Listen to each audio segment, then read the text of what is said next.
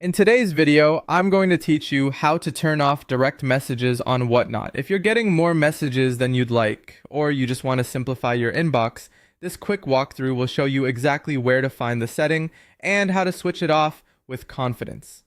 First, open Whatnot in your browser and head to the site's homepage. You should see the familiar layout with live shows, categories, and your personal navigation.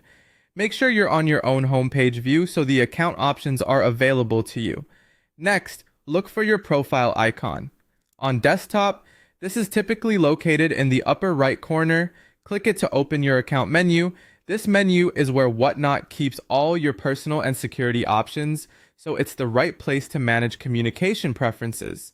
From that menu, select Account Settings. This opens a dedicated settings area where you can control how your account behaves.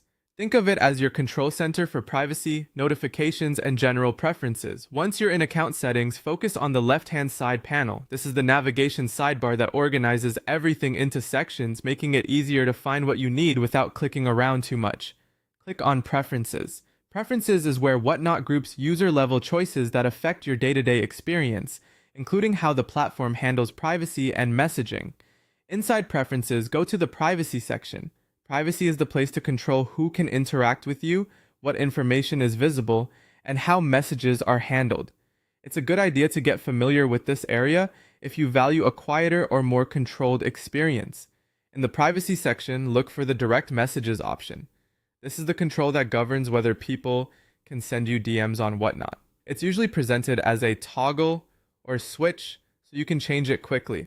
Finally, toggle direct messages off. When you switch it off, you're effectively disabling incoming direct messages to your account. This helps reduce distractions and keeps your focus on buying, selling, or watching shows without unexpected pings. If you ever change your mind, you can return to the same spot and toggle it back on just as easily. That's all you need to do. By